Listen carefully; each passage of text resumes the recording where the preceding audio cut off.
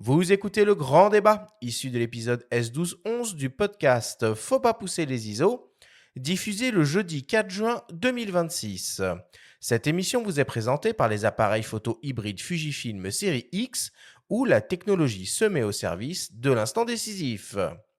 Nous sommes de retour dans Faut pas pousser les ISO avec Lily Rowe et Pascal Brites pour parler de la notion d'instant décisif en photographie.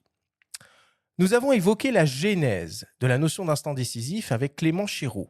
Le photographe Jean-Christophe Béchet confirme l'influence du livre Images à la sauvette de Cartier-Bresson, ainsi que la raison pour laquelle l'instant décisif est devenu central pour de nombreux photographes. Il nous raconte au passage une savoureuse anecdote. On l'écoute. En fait, il y a un peu un malentendu au départ, en réalité. C'est-à-dire que en 1953, quand Henri Cartier-Bresson sort son livre, il s'appelle Images à la sauvette.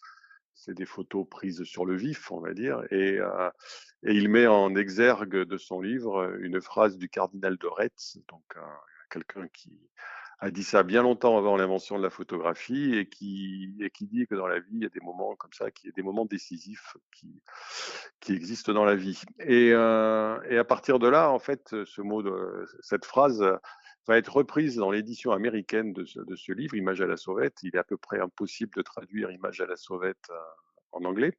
Et donc, il décide que le livre va s'appeler en américain, donc, puisque c'est les Américains qui l'éditent, il va s'appeler The Decisive Moment. Et en prenant ce petit morceau de la phrase que Cartier-Bresson avait mis en exergue, mais Cartier-Bresson lui-même ne parlait pas vraiment d'instant décisif.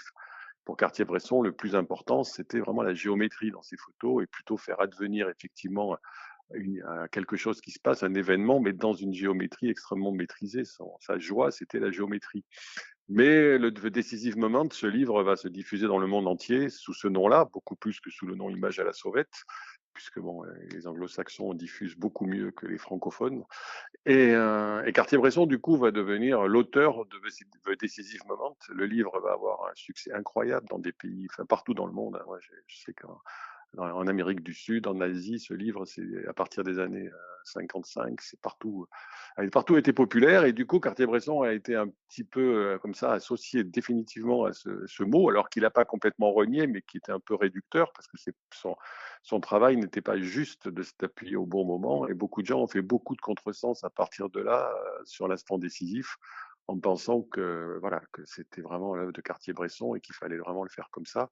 Alors que l'œuvre de Cartier-Bresson, il faut d'abord la comprendre par l'art de la géométrie, de l'organisation des volumes, l'organisation de la lumière, et dans lequel il y a un moment quelque chose qui se passe de furtif et qui est parfaitement organisé. Un instant décisif chez Cartier-Bresson, c'est aussi bien un ballon qui passe, un garçon qui court, un vélo qui arrive dans le cadre, mais une lumière, par exemple. Une lumière peut être un instant décisif parce qu'elle vient juste créer une diagonale, ou ça peut être tout simplement une fumée, ça peut être quelque chose qui n'est pas forcément de l'ordre, enfin, on va dire, de l'événement ou de la surprise ou de la dextérité d'appuyer seulement au bon moment. À noter que Jean-Christophe prépare actuellement ses deux nouveaux beaux livres intitulés Petropolis sur les traces de Stefan Zweig et Tokyo Yamanote Line. Ces ouvrages inaugurent deux nouvelles collections, Traces et Travelling. Traces rassemblera des récits photographiques, documentaires et poétiques ancrés dans un lieu qui dialogue avec la littérature, les arts plastiques, l'architecture ou le cinéma. Et Travelling réunira des regards racontant le monde à travers des voyages, des déplacements et des expériences personnelles avec une écriture photographique forte. Une campagne de crowdfunding est en cours sur Ulule pour ces deux projets. Alors, quelle serait votre définition, très personnelle pour le coup, de ce qu'est l'instant décisif en photographie, Lily? Je vais essayer de pas, tout dévoiler maintenant, parce qu'on a un petit peu de temps devant nous. Hem, L'instant décisif, je pense que c'est un ensemble de choses. Heu, Tout d'abord, c'est pas seulement, le moment où on déclenche. C'est vraiment, toute la préparation qu'il peut y avoir avant et surtout c'est une approche, comme je disais, en tout cas pour moi, très instinctive. Il n'y a pas forcément d'explication à ça. Ça peut être, une émotion, ça peut être, dans la pratique de la photo que j'exerce, plutôt, un tricks, ou un moment particulier, dans le sport, mais pas nécessairement. Pascal?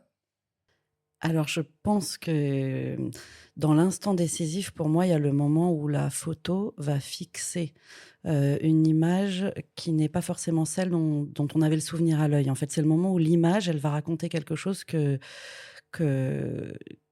enfin, où le fait qu'elle arrête un moment, va d'un coup raconter beaucoup de choses, alors que dans la temporalité, on n'avait pas forcément remarqué ça. Et enfin, moi, c'est ce qui m'attire particulièrement dans la photo par rapport à la vidéo, par exemple. C'est vraiment ce moment où il va y avoir justement un cadrage, une lumière. On va en discuter parce que justement, on va aussi parler des technologies et de ce que ces technologies permettent de montrer. Mais ces détails que notre œil a peut-être même pas eu le temps, en fait, de percevoir. Oui, parce que là, on parle de la base, on a rappelé les fondements, et on va revenir un peu sur tout ça, parce qu'il y a des choses qui en découlent, notamment la post-prod, on va y revenir un peu plus tard aussi. Moi, je vais vous citer, tiens, une phrase, justement, de Cartier-Bresson pour clôturer le chapitre un peu historique, hein, mais qui permet de mieux comprendre aussi sa démarche, parce que même s'il n'était pas d'accord forcément, enfin, si il revendiquait pas le terme d'instant décisif, lui, il écrivait: une photographie est la reconnaissance simultanée dans une fraction de seconde, d'une part, de la signification d'un fait, et de l'autre, d'une organisation rigoureuse des formes perçues visuellement qui expriment ce fait. Alors, dit comme ça, c'est pas très poétique, mais ça exprime bien les choses finalement, et c'est ce que vous avez un peu dit toutes les deux. Et moi, je voudrais juste revenir sur effectivement le fait qu'on associe Henri Cartier-Bresson à l'instant décisif comme s'il ne parlait que de temporalité. Mais Henri Cartier-Bresson, c'est aussi celui qui a popularisé le tirage avec un filet noir. Et en fait, son discours, il dépassait vraiment ça. C'était un peu la perfection à la prise de vue. Et dans ce tirage au filet noir, pour expliquer aux gens qui n'ont jamais fait de tirage argentique, ça veut dire qu'on tire en montrant qu'on a les bords du négatif. Donc, on n'a pas fait de recadrage. Et donc, il y avait vraiment cette idée que dès la prise de vue, on est dans une forme de perfection, entre guillemets. Enfin, c'est pas comme ça qu'il l'aurait exprimé, mais c'est aussi pour ça que, du coup, le limiter à l'instant décisif, le limite un peu au moment où on a saisi le bon saut, etc. C'était pas que Ah, ça, mais en fait. complètement, et c'est pour ça, je dis un dernier mot là-dessus, et je me tais. Mais lisez la préface, parce qu'il y parle de format aussi. Il parle du format carré, qui est selon lui beaucoup trop posé, pas propice à son style de photographie. Il parle de l'impression, et il y a des photographes qui ont découvert son livre, qui ont été subjugués par la qualité d'impression de son livre. Il était vraiment très très rigoureux là-dessus. Et comme tu l'as dit, il parle aussi de recadrage, et autant vous dire qu'il n'est pas trop pour. Voilà. Alors, dans cet instant décisif, d'un point de vue littéral, il y a la notion de temporalité, d'action, mais pas que, hein. On commence un petit peu à le percevoir. Il y a des notions de cadrage, de composition, de lumière. L'idée d'être au bon endroit, au bon moment, avec le bon matériel. On va en parler un petit peu juste après. Lily, toi qui es aussi un pied dans l'univers de l'image animée, de la vidéo, est-ce que d'une certaine façon, on pourrait faire un parallèle entre, ce qu'on pourrait fantasmer ou théoriser sur l'instant décisif en photo dans l'univers de la vidéo? Mais c'est vrai que en vidéo, on n'a pas d'image figée, donc c'est un petit peu différent. Mais je pense que la notion reste la même, puisqu'il faut quand même saisir ce moment. On saisit une émotion, même si elle est plus sur la longueur. Je pense que l'instant décisif, il est quand même présent également en vidéo. Il faut être là, quoi. C'est ça. Pascal, dans ton travail, d'enseignante, est-ce que tu sens, que les jeunes générations, sont, un petit peu, au fait de cette idée d'instant décisif? Est-ce qu'ils sont conscients de ça? Est-ce qu'ils y pensent? Est-ce qu'ils l'appliquent? Alors en fait, ils y sont sensibilisés par les formations qu'ils viennent suivre. Ils n'y sont pas forcément, à l'origine. Et moi, je leur enseigne pas l'histoire de la photographie et je leur enseigne pas non plus l'analyse d'images. J'ai vraiment un cours qui est très technologique, optique, chacun son domaine. Non, je veux dire, on peut pas, je ne déborde pas de mon enseignement et d'autres profs le font très bien. Donc en fait, ils y sont plus sensibilisés qu'ils ne le sont à la base. Mais c'est évident que ça devient un peu au cœur de leur activité, puisque, enfin, c'est ce qu'on disait un petit peu. Enfin, c'est ce qui fait la photographie. Enfin, genre, on ne peut pas décorréler le fait de faire une image. Si, peut-être une nature morte en studio, là, l'instant décisif est un peu moins plus tranquille. Ouais, voilà, c'est ça. Disons qu'il se reproduit un peu plus longtemps. Et Lily, tu nous disais t'être formée un peu en autodidacte. Tout bêtement, t'en as entendu parler, toi, de ce concept instant décisif ou alors tu le découvres? J'ai fait mes devoirs avant le podcast, donc Ah, mais alors, attends, je parle avant, parce que là, on triche. Avant le podcast. non, avant non, pas du tout. Et ça a été un peu le début de ma réflexion sur mon rapport à la photo finalement, parce que je me suis jamais vraiment posé la question. Mais du coup, ça m'a paru très naturel. J'ai tout de suite C'est compris ce que tu fais tout le sans le concept, toute savoir. la notion. Oui, c'est comme tu disais, c'est la photo, quoi. C'est le concept de la photo. Est-ce que vous croyez pas finalement que parce que quand on voit le comportement des amateurs, parce que voilà, on a tous un appareil photo dans la poche maintenant, et on voit très souvent dès qu'il se passe le moindre truc, hein, que ça soit intéressant ou pas, tout le monde sortir son smartphone et filmer. Le mot plus juste, c'est smartphone qu'appareil photo. Oui, c'est ça. Ouais. Et sortir et filmer, j'ai un peu dans l'idée, dans la quête que sur ce qui s'est en train de se passer, il y ait une espèce d'instant décisif qui arrive. Enfin, et finalement, enfin, il y a un espèce de rapport chelou entre le comportement des amateurs ou des badauds vis-à-vis de ce genre de choses, et puis la force des réseaux et de la viralité des contenus qui peuvent finalement mettre le tampon instant décisif ou pas. On va dériver sur un autre débat là. Non, mais c'est super intéressant, je trouve, parce que ça ramène à la notion de base qui était le moment décisif. Et j'ai l'impression, mais après, peut-être ce que tu veux dire, c'est que par exemple sur un concert, quand tout le monde va dégainer, où il se passe quelque chose dans la rue, une célébrité va débarquer, je ne sais pas, il va survenir quelque chose, les gens vont filmer de peur de rater le moment, Sans savoir ce que c'est. sans savoir forcément ce que c'est. Mais là, on ne parle pas de capter l'instant décisif, c'est essayer de mémoriser quelque chose, soit pour le garder, le remontrer plus tard, ou alors le diffuser tout de suite. C'est un peu autre chose, je pense. Mais parce que moi, je pense que derrière toute cette histoire, il y a quand même la différence entre est-ce qu'on fait une création esthétique et est-ce qu'on vient témoigner l'aspect journalistique. Ça change beaucoup de choses et peut-être qu'on y reviendra justement sur d'autres moments, mais ça change beaucoup de choses sur la démarche qu'on va avoir, l'éthique. Et il est vrai que je pense que les gens dégainent beaucoup plus pour enregistrer, mais parce qu'il y a aussi cette notion, on le sait, hein, c'est le témoignage. Il y aura une preuve, il y aura ces choses-là. Et puis, est-ce que parfois on se dit, est-ce qu'ils sont capables de vivre le moment où en fait il faut l'enregistrer parce qu'il faut montrer qu'on était là. Tu vois, tu parlais de concert. Moi, à chaque fois, ça me sidère parce que les vidéos avec un smartphone d'un concert, c'est quand même pourri. Le son est pourri. Enfin, Bien sûr. Enfin, il y a le même phénomène dans les musées, hein, où les gens ne Oui. regardent pas les tableaux, ils font juste une photo du tableau et passent au tableau d'après, quoi. Et je suis assez d'accord. Et c'est vrai que moi, à chaque fois, je m'interroge, je me dis, mais profite-t-il de ce moment et que C'est que tu as payé vont-ils une faire place de... chère et tu vis l'événement à travers un écran Et, dans et- mauvaises et- conditions. et que vont-ils faire de ces images en plus? Voilà, il y a vraiment un peu ça. Et ce que je voulais dire aussi, c'est que l'instant décisif, parce qu'il y a dans l'esprit de beaucoup de gens, j'ai saisi le bon moment. Mais avoir saisi le bon moment, suffit-il à faire une bonne image? Parce qu'une bonne image, c'est un angle, enfin un point de vue, une lumière, et c'est pas juste l'instant. Et je pense que c'est comme ça aussi qu'on apprend aux gens à faire de la photo. On les apprend à regarder une image et à se demander pourquoi celle-ci elle marche et pourquoi celle-ci elle marche pas. Et que c'est pas juste parce que l'expression de la personne était bien que c'est un beau portrait. Il faut peut-être parler plutôt de cadrage décisif, en fait. Mais c'est un choix de Mhm. focale, c'est un choix de position. Cartier-Bresson, je vais pas arrêter de le citer, pardon.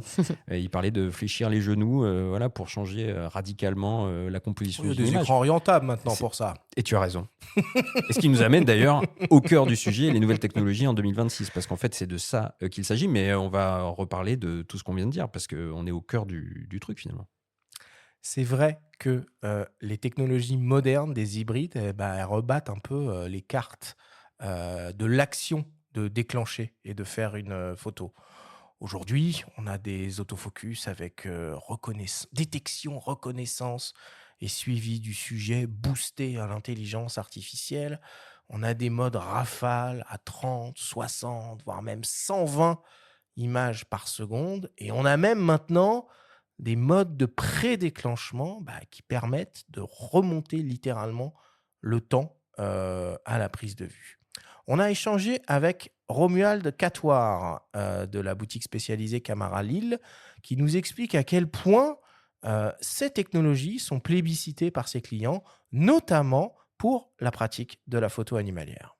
Il y a une forte demande au comptoir. Ces technologies-là, finalement, qui semblaient presque anodines, sont devenues des marqueurs forts demandés par les photographes. Alors, si on remonte un petit peu dans le temps, faut se souvenir qu'il y a à peine 10 ans, un réflexe pro, ça montait très péniblement à 10 images secondes avec pas mal d'inertie. Et puis aujourd'hui, on a des boîtiers qui effectivement remontent le temps en arrière. Et c'est la photo animalière, la photo sportive, mais surtout la photo animalière, c'est devenu une pratique très très forte de la photo depuis les années Covid. On a tous découvert qu'on avait un jardin et qu'on pouvait aller se balader. Enfin, ça c'est le quotidien de mon magasin. Et c'est assez étonnant parce que les clients rentrent, même pour ceux qui ont les boîtiers, ils viennent pour faire leur mise à jour de firmware. Quand on a certains boîtiers qui ont récupéré la fonction par le simple ajout d'un firmware, c'est une demande, c'était une attente forte parce qu'ils vont réaliser les photos, ils vont faire les photos qu'ils n'avaient jamais réussi jusqu'à maintenant. On prend l'exemple archi caricatural du martin pêcheur, hein. On l'a avant, on l'a après, on l'a dans l'eau, on l'a plus sur la photo. Maintenant, on l'a pile au bon moment. Mais il y en a déjà qui trouvent qu'une demi-seconde de retour en arrière, c'est déjà trop court et qui voudraient bien 1 seconde ou 2 secondes. Donc, c'est sans fin. La technologie est sans fin aujourd'hui avec le numérique et l'hybride. C'est une vraie demande qu'on a en magasin et on voit des clients qui changent de matériel pour bénéficier de cette fonction dès qu'ils ont une pratique photographique un peu spécialisée autour de l'animalier notamment. Aujourd'hui, sur le pré-déclenchement, et sur, cette pratique photographique, quand même Canon, a des atouts parce que toute la gamme Canon est ultra rapide en termes de mise au point, en termes de cadence moteur. Et en plus, les boîtiers ont très bien évolué. Un R7, qui est un boîtier qui a déjà quelques années, aujourd'hui, il est tout à fait au goût du jour grâce à ces différentes mises à jour et notamment le pré-capture qui est arrivé sur ce boîtier. Idem pour le R6 Mark II.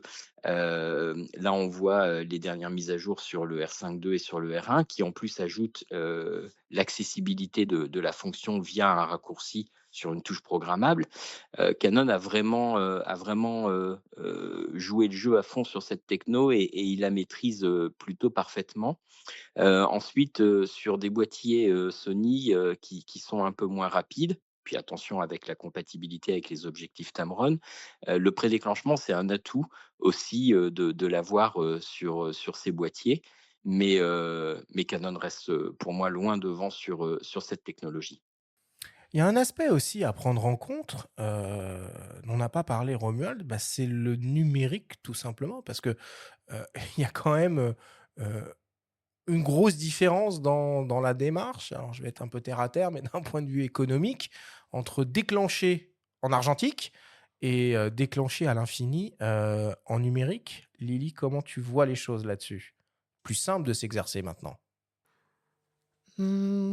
J'ai pas un avis très tranché. Enfin, je veux dire, je suis pro nouvelles technologies à fond. Après, moi, j'ai commencé par l'argentique, donc j'ai un rapport très mécanique, très manuel à la photo et à la vidéo. Hem, Honnêtement, on on arrête vite de déclencher à balle parce que quand on se retrouve avec une carte mémoire complètement full et 4 000 images, la post-production, c'est plus la même. Donc au contraire, c'est devenu plutôt un enjeu pour moi de prendre le moins de photos possible et de pas forcément aller vers ces outils qui peuvent aider dans certains sports évidemment. Je les utilise, à bon escient, mais autrement, je suis plutôt dans un challenge où je vais éviter d'aller vers, l'utilisation de ces nouvelles technologies.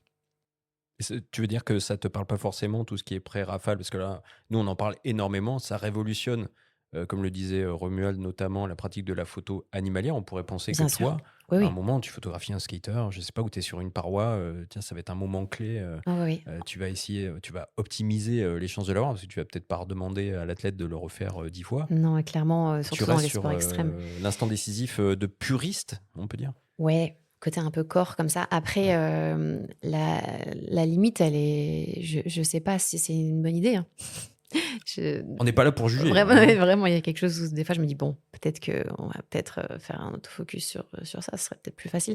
Mais non, ça en tout cas, c'est utile et utilisé même dans les sports mécaniques, par exemple, s'il Bien y a un sûr. départ, plus précipité ou il se passe quoi que ce soit, je pense que ce sont des outils qui sont incroyables, comme l'IA, mais après c'est aussi, son rapport à la pratique. Et puis après, tu as raison de souligner que c'est vraiment certains domaines. Parce que par exemple, la photographie animalière, enfin, le prédéclenchement, on dit, ça permet d'avoir le moment qu'on allait rater, mais ça permet aussi d'arrêter de déclencher pour rien, parce que ça bouge Exactement. pas. Et que, en fait, on gaspillait un peu à se dire, allez, j'en refais une, on sait jamais. Allez, j'en refais une, on sait jamais.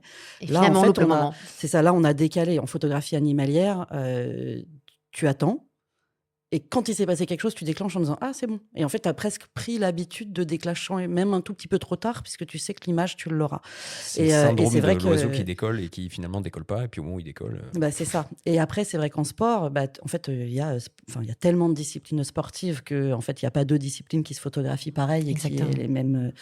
les mêmes conditions de prise de vue. Et je me souviens, c'est parce que quand le prédéclenchement a été introduit chez Nikon par mise à jour de firmware, c'est Bernard Papon qui racontait que ça avait changé sa manière de photographier la boxe, parce que typiquement, c'est un sport où il est plus difficile d'anticiper sur ce qui va se Tout passer. à fait. Alors qu'effectivement, quand tu photographies un 100 mètres, a priori, ils vont partir quand il y aura le coup de feu. Un départ de course, ça voilà, reste un c'est ça. départ de course. Ouais, mais justement, enfin, ça fait partie un peu des talents techniques du photographe, de la magie de la photographie, de réussir à déclencher au bon moment. On perd un peu cette idée avec ces technologies-là, et est-ce qu'on risque pas à terme de perdre un peu du savoir-faire? Moi, je pense que le savoir-faire va juste se retrouver ailleurs. Et tout comme on faisait un parallèle avec l'argentique, le savoir-faire, à un moment, il était aussi de maîtriser le choix de ton film, la conservation de tes films, le développement pour ceux qui s'occupaient de toute la partie labo derrière. Enfin, moi, en tout cas, je suis pas du genre à dire c'était toujours mieux avant, et j'accepte l'évolution du monde. Et je Moi pense... aussi, Pascal, hein, ça dépend. Non, mais ce que je veux dire, c'est qu'en fait, je dis pas que le débat n'a pas raison d'être, hein, mais je pense qu'il faut quand même accepter qu'il y ait des choses qui évoluent et que le talent du photographe se trouve aussi ailleurs aujourd'hui. Il y a des automatismes qui sont de plus en plus courants. Est-ce que c'est un mal que le photographe utilise l'autofocus quand il fait de la photo de sport, alors qu'on a su faire des photos de sport avant l'existence de l'autofocus? Non, puis encore une fois, pour certains, il s'agit de faciliter la tâche. Tu as cité Bernard Papon à l'équipe, Franck Seguin, enfin tous ces gars qui sont au bord des pelouses ou sur des événements sportifs qui mitraillent. Je pense qu'ils sont bien contents d'économiser un peu de leur temps et d'espace de stockage sur la carte mémoire. En- Ils sont là, en fait. C'est tout ce qu'on demande à un photographe à un moment. Ils sont sur place, ils ont fait le choix de la bonne focale, du bon angle, du bon positionnement par rapport à la lumière. Enfin, ça reste. On a beau parler d'automatisme, je suis pas sûr que si on met n'importe qui ou un photographe lambda sur tel ou tel événement, il sortira d'aussi belles photos. Ouais. Donc, ça reste malgré tout un savoir-faire. C'est un changement de pratique parce que le regard, il reste le même et c'est ça qui est important dans la photo, je pense, finalement. Oui, Bah, puis rien n'empêche de mettre sa patte aussi, parce qu'après, là, on parle de l'instant décisif, mais il y a la colorimétrie qu'on va mettre sur ces images. Toutes tes images, elles sont très typées, Lily, on peut les voir sur ton compte Insta. Enfin, après, il y a d'autres choix qui entrent en ligne de compte aussi, quoi. D'ailleurs, de toute façon, je pense que de plus en plus, le talent du photographe est aussi de venir mettre sa patte sur la post-prod de ces oui. images. Et il y a, dans le même sujet, en fait, c'était au moment des JO de Paris où je me suis intéressée à tout ce qui était prise de vue par robot, parce qu'il y a eu énormément de robots qui ont été placés. Et on se dit, est-ce que si c'est un robot qui fait la photo, il y a encore un photographe? Et je me suis rendue et à l'AFP et à l'équipe pour en discuter avec eux. Et c'était hyper intéressant de voir que c'est toujours un photographe qui est derrière les commandes, parce que c'est un photographe qui fait la photo, même si sur place, il n'a pas un appareil photo dans les mains, il n'est pas en train de déclencher. Et ça se voit en fait qu'il y a un cadrage, une lumière. Enfin, encore une fois, c'est pas juste d'avoir été capable de déclencher qui a fait une bonne image. Bon, aujourd'hui, sur un boîtier milieu de gamme, haut de gamme, l'autofocus, c'est quasiment plus un sujet. On obtient des performances en rafale qu'il était impossible de fantasmer à la fin de l'époque du réflexe numérique. Et on peut remonter le temps avec cette fameuse technologie de prédéclenchement. Qui était déjà sur les Nikon One, hein. On l'a oublié, alors, mais il existait ce Alors, truc-là. si on Et est ça très date d'il y a précis, plus de 10 ans. ça date. Et- Moi, la première fois que j'ai vu cette technologie-là, c'était sur des compacts Casio HS System qui permettait Oui, de oui. faire ça. Voilà, ça commence à dater. Mais bref. Si on se mettait un peu à délirer là, à votre avis, quel type de techno, un peu dans cette mouvance, dans cette veine, on risquerait potentiellement de voir arriver dans le futur dans les boîtiers pour encore enfoncer le clou sur cette notion d'instant décisif et de réussite de la photographie? Ou quel type tu veux dire on aimerait voir? Enfin, toi, bon, Aimerait, pourrait, devrait, comme vous voulez. Lily, elle s'en fout, puisque de toute façon, ils les utilisent pas. Donc, Je sais pas, moi, si vraiment on part loin, je serais plus dans quelque chose qui est intégré au corps, quoi. Tu vois, dans les yeux, en déclenchement. Déclenché à l'œil. Mmh. Ah, Ouais. c'est un fantasme, ça. Ouais, C'est-à-dire, ouais. je l'ai vu, C'est je l'ai ça. enregistré. C'est ça. bah, c'est vrai que si t'es en train de monter une paroi, ça peut être pas mal, ça. Avec les lunettes. Je sais pas si on peut citer. Bon, bah, tu tu peux, cites tu ce peux. que tu veux. Hein. Les lunettes méta, enfin, Oui. on voit qu'il y a tout un tas de nouvelles façons de filmer, de prendre des photos, de créer du contenu, de créer des souvenirs. Et je pense qu'aujourd'hui, on a ce truc un peu Black Mirror, à se dire, waouh, et si on Ah avait oui. une puce. Pas trop le On regarder, peut Black Mirror. déjà- Des fois, c'est un peu effrayant. hein. On peut déjà Ouais. piloter l'autofocus à l'œil sur certains boîtiers. Oui. Mais moi, je me disais que finalement, aujourd'hui, l'IA, elle est principalement pour entraîner des algorithmes dans les boîtiers. On n'a pas vraiment de travail connecté d'une IA directement à l'intérieur d'un appareil. On évoquait là ces rafales à 120 images par seconde, la galère que ça sous-entendait en post-production en termes de poids de fichier, machin. Moi, je pense sincèrement que d'ici quelques temps, et je pense que ce laps de temps va être assez court, on va avoir de l'IA active directement dans les boîtiers qui sera capable, elle, à partir d'une séquence en rafale prise à 120 images par seconde sur 2, 3, 4 secondes, de venir extraire de manière automatique, par analyse statistique, par reconnaissance de sujet, par analyse des goûts, peu importe, les 5-6 images qu'elle estime être les plus réussies. Et là, Cartier-Bresson aurait fait un AVC. Très clairement. Non, mais à ce moment-là, il faudra refaire une émission. Alors après, c'est intéressant parce que c'est déjà ce que proposent des logiciels. Et je fais pas ma pub, hein, mais Lightroom classique, tu sais, ils ont introduit le tri assisté. Mais il y a plein d'autres logiciels qui sont conçus pour les photographes qui sont du tri assisté. Et en fait, c'est une catastrophe. Là, moi, j'en ai parlé avec des photographes professionnels qui ne s'en servent pas parce qu'ils disent le problème, c'est que c'est notre travail de photographe que de sélectionner la bonne Ou image. d'éditeur. Qu'est-ce qui fait une bonne image? Et ces outils disent c'est une image nette. On sait tous que des photos floues, c'est hyper beau. Et que là, ça va commencer par dire la photo. Et c'est la photo où la personne sourit. Bon, c'est pas forcément la bonne photo, c'est pas forcément celle où la personne sourit. Enfin, et c'est tous ces standards qu'on va venir mettre en disant c'est ça qui définit une bonne image.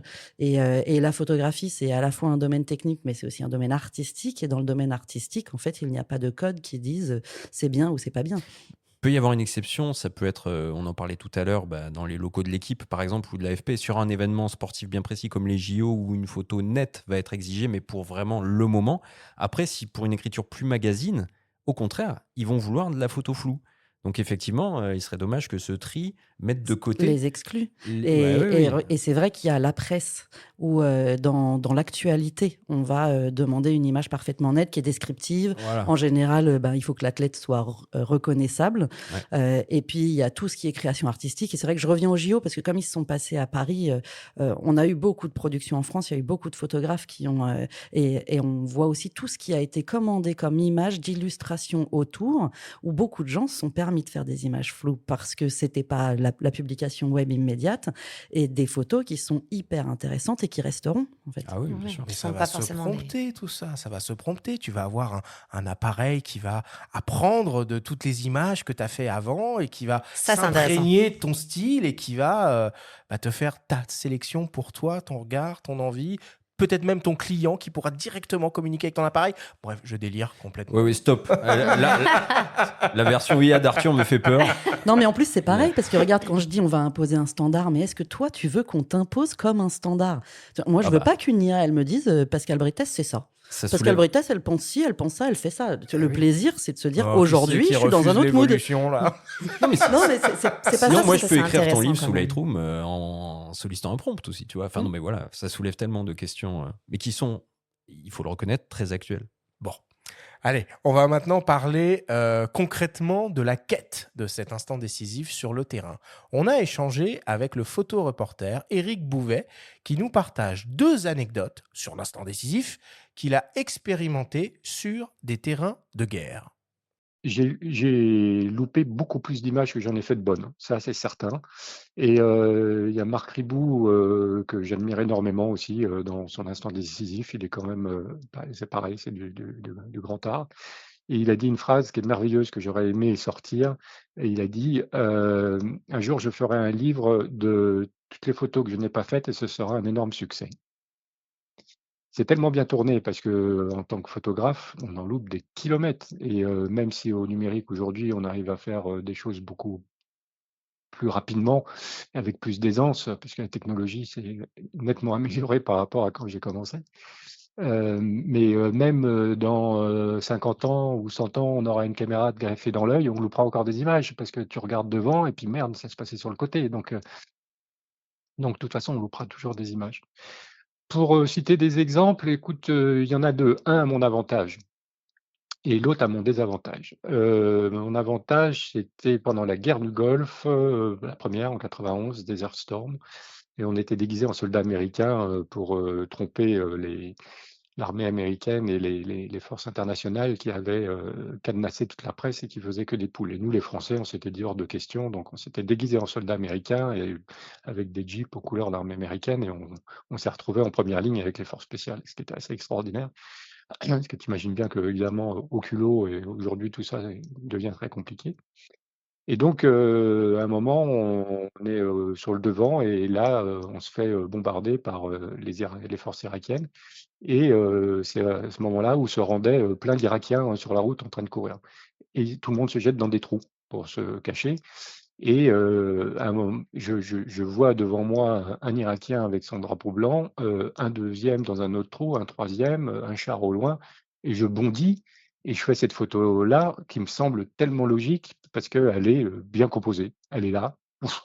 Il y a un peu la trouille dans la tronche du type, il y a un cadrage qui est impec. Et bon, bah, voilà, je fais la photo. Et mon petit camarade qui est à côté, qui a vu et qui me dit: «Putain, tu fais chier». Parce que voilà, bah, j'ai eu paf, j'ai appuyé au bon moment, c'était ça. Et un à mon désavantage,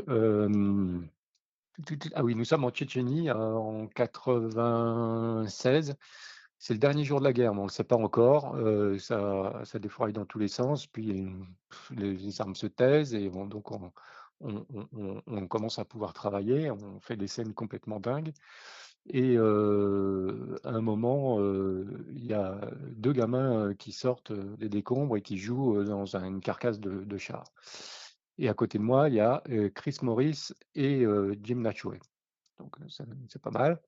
Et alors évidemment, il n'y a pas beaucoup d'humains dans le truc et on voit ces gamins, donc on se précipite un peu pour faire la photo.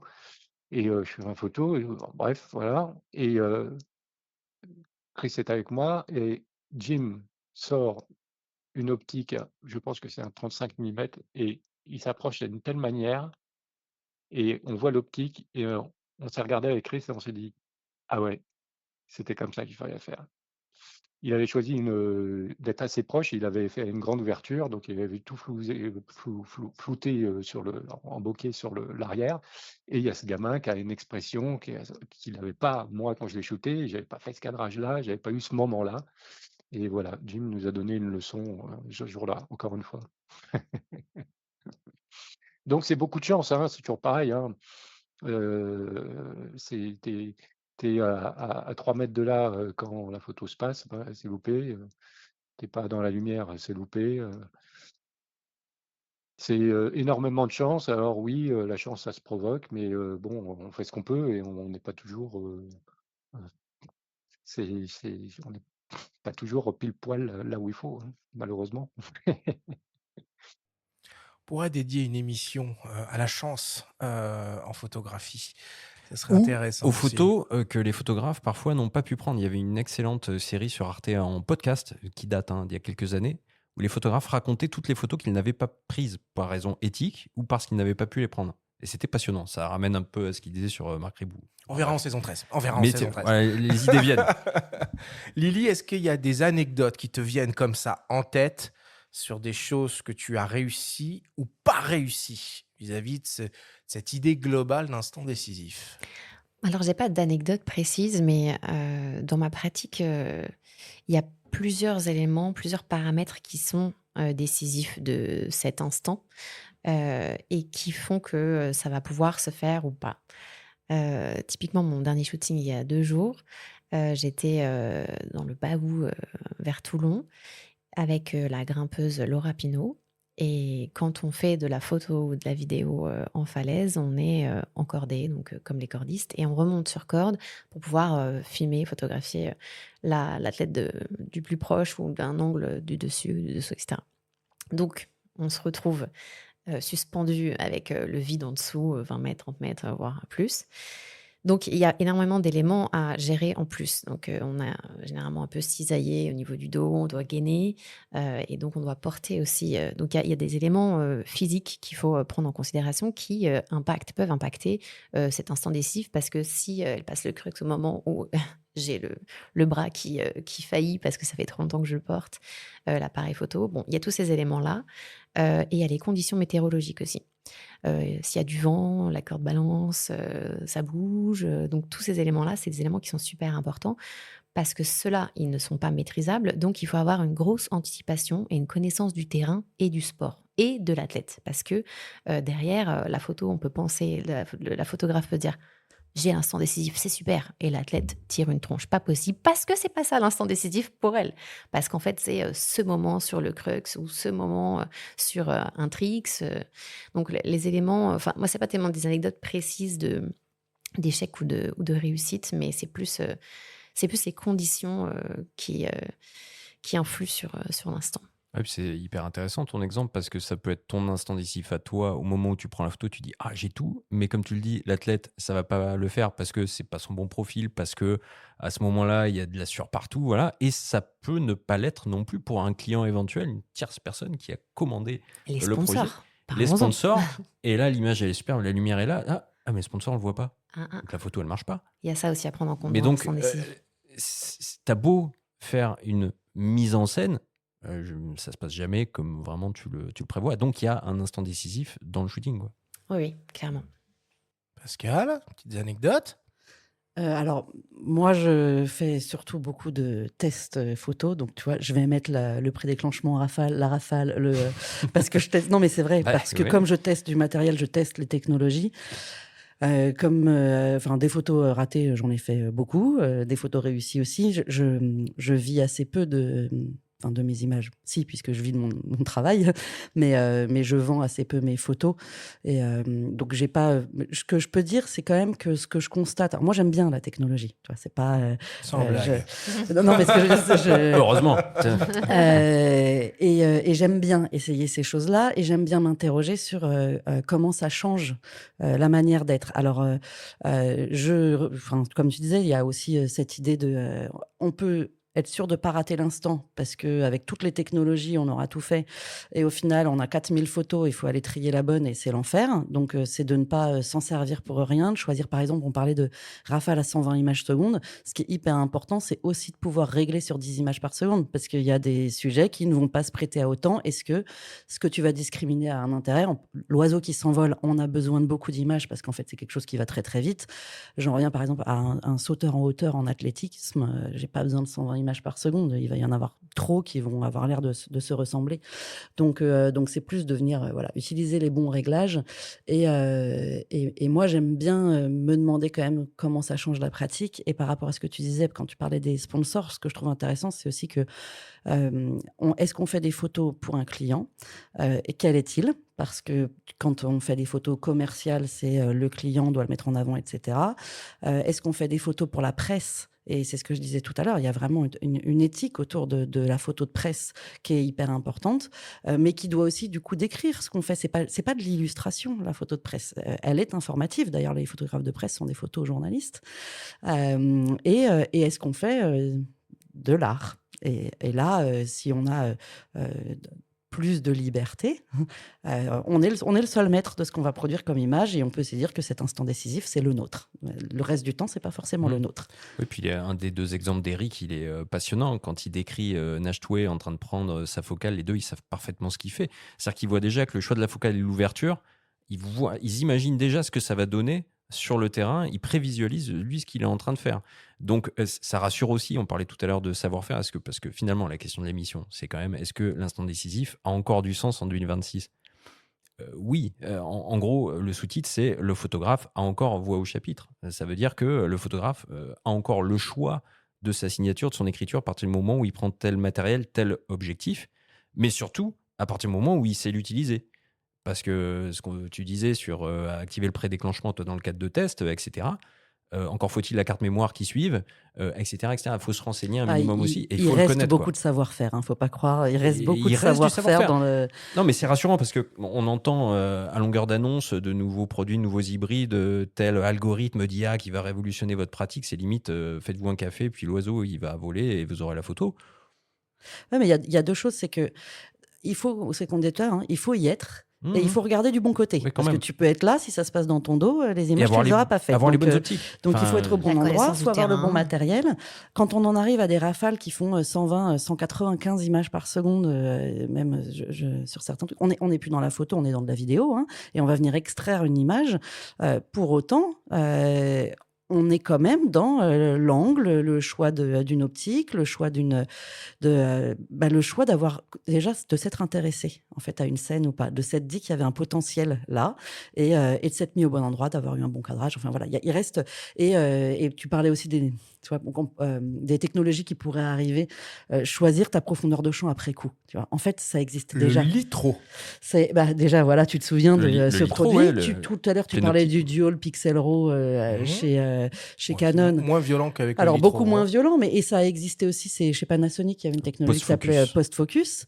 post-focus, et on pourrait considérer que sur un smartphone, en fait, comme après tu peux dire finalement je voulais du flou. D'ailleurs pas qu'un smartphone, hein, le Photoshop et compagnie, que en fait ce genre de choses existe déjà.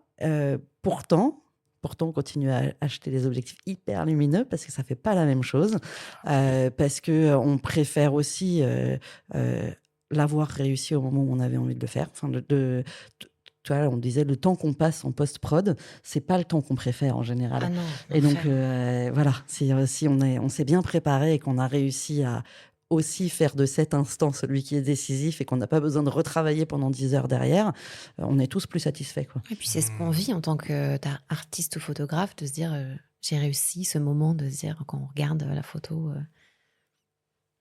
Ah ben, c'est important que ce soit gratifiant et pas frustrant. ouais.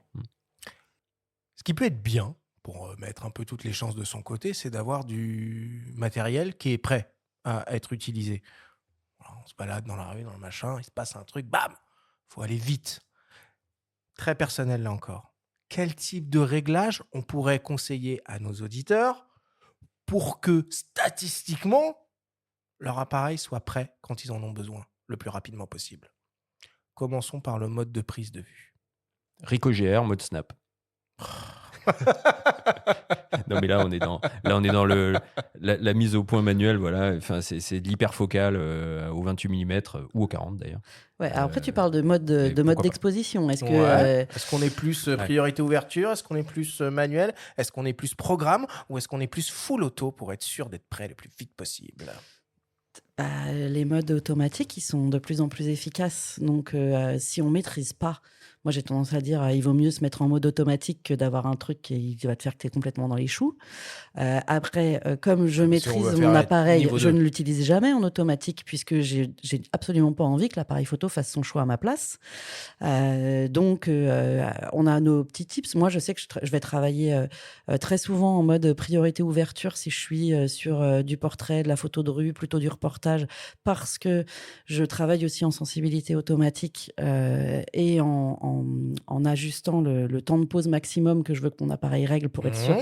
Donc voilà, en fonction de l'objectif que j'ai devant. Et quand je vais faire de la photo plus sportive, je vais être dans des modes à priorité au temps de pause et adapté avec un temps de pause hyper court si je veux une photo nette et au contraire l'allonger si je veux faire un filet, si je veux une photo floue. Moi, ça, c'est mes méthodes de travail. C'est vrai que moi, j'utilise les automatismes parce que je trouve qu'ils font gagner du temps et parce que j'en maîtrise les effets, en fait. Donc je me laisse pas embarquer par l'automatisme. Après, Lily, toi, tu travailles en manuel, comment par est exemple. réglé ton Voilà. boîtier sais par pas. défaut? Manuel, vraiment, Full manuel. Ouais. Après, en sport, je vais utiliser parfois les rafales, Mhm. 10 ou 15. Et la F? Et En la manuel F, quand même. ça dépend. Ça dépend. Ça dépend vraiment ce que je fais, mais en sport mécanique, non, je suis en autofocus ou autofocus continu, ça? F, c'est Ouais, ça c'est ça. Ouais. Ça va dépendre de si c'est une commande, ou là, j'ai moins de temps, ça va dépendre si c'est de la compétition, ça va vraiment dépendre du projet. Mais ouais, non, manuel. Ce qui peut être pas mal, hein, quand on connaît bien son matos, c'est justement de paramétrer dans les menus personnalisés ça. On peut avoir des menus C1, C2, C3, avoir un C1 portrait, C2 sport, etc. Et comme ça, on passe de l'un à l'autre et on se pose plus de questions. Mais ce Ouais. sera, Ça marche enfin, bien moi, quand même. c'est jamais la même chose que je fais. Enfin, après, par exemple, si je veux faire du slow shutter et puis juste après, je vais faire un portrait parce que ça va très vite, par exemple, sur le paddock, tu vois. Donc, j'ai vraiment besoin de ce truc où, quand je sens le moment, je peux changer mes réglages, je les connais par cœur. Typiquement, la lumière.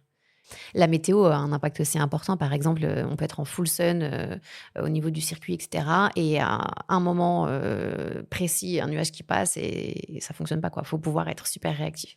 À toi, c'est l'instinct décisif.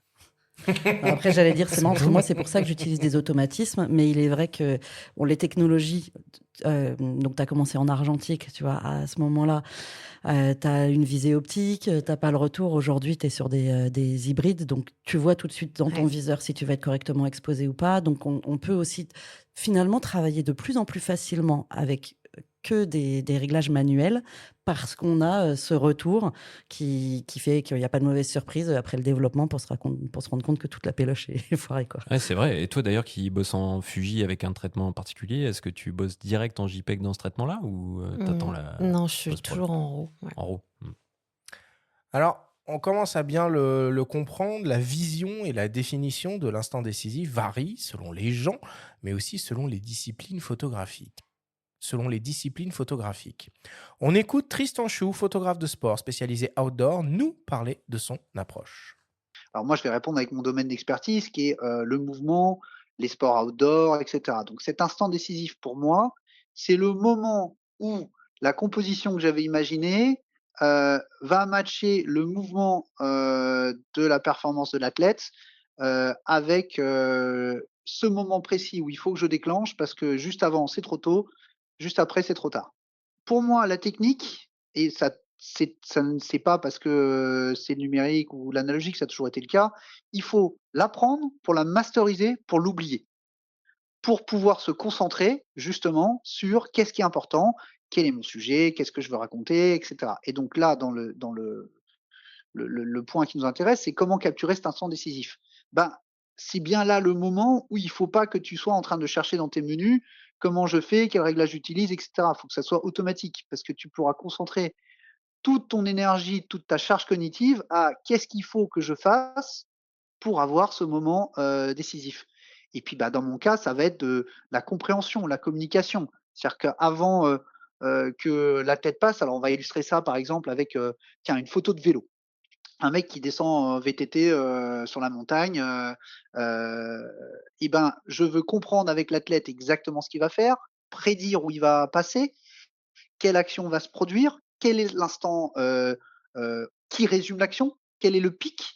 Tu vois, si c'est un saut, par exemple, en général, c'est au sommet du saut qu'on va prendre la photo, mais pas forcément, parce que ça peut être le moment où justement l'athlète va attraper la roue, faire un grab, comme on dit dans notre jargon, ou se déhancher d'une certaine manière, où c'est là, à cet instant précis, que ça résume euh, toute l'action, tout le moment, et l'instant décisif, il est là. Il est à ce moment où ben, c'est au sommet de la trajectoire, l'athlète est complètement détendu dans sa position.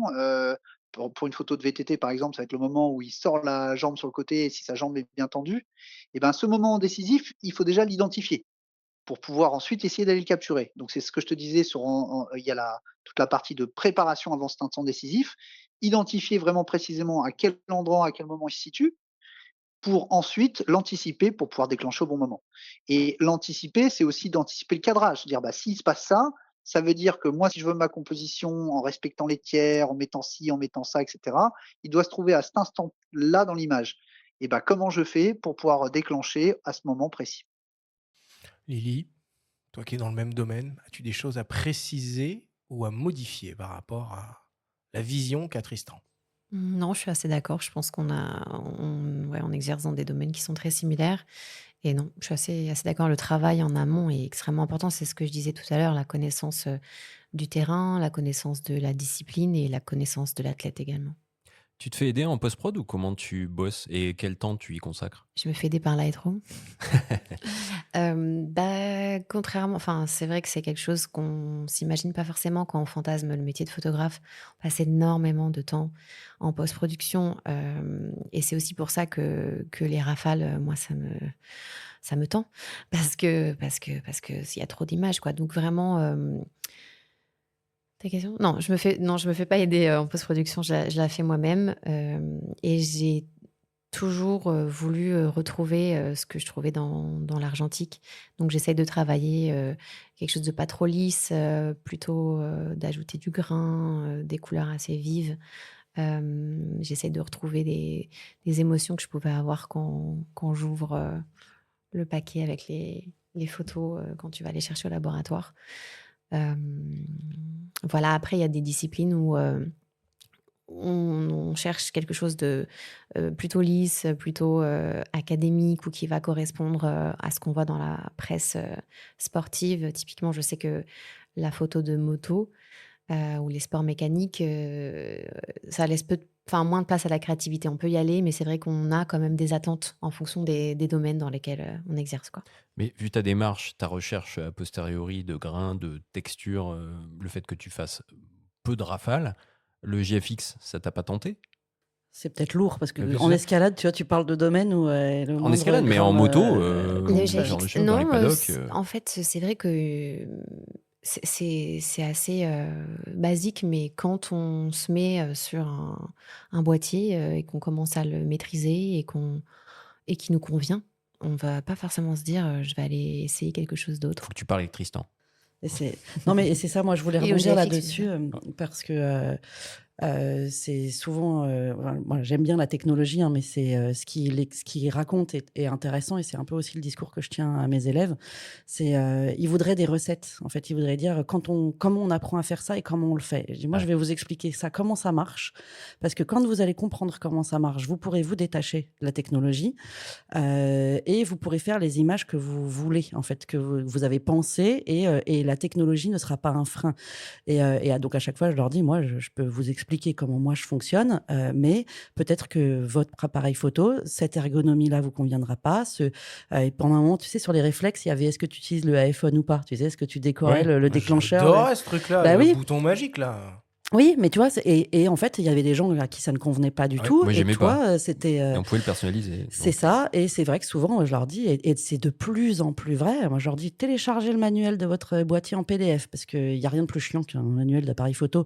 Le PDF, tu peux faire des recherches textuelles, donc tu vas tout de suite à la bonne page, et ensuite, aller regarder tous les réglages personnalisés pour le faire à votre image, parce que si ce bouton-là appelle cette fonction-là dont vous vous servez jamais, ça va vous saouler, parce que si tu utilises, je sais pas, tout le temps la détection de l'œil quand tu fais des portraits, etc., peut-être que tu vas tout le temps rester en AF continu parce que tu sais que de toute façon, ton boîtier va suivre l'œil du personnage, etc. Si tu es sur une autre habitude, tu vas peut-être avoir besoin de recourir plus régulièrement à une autre fonction de ton appareil. Et on va conclure là-dessus. Merci beaucoup Lily, merci beaucoup Pascal pour toutes vos explications.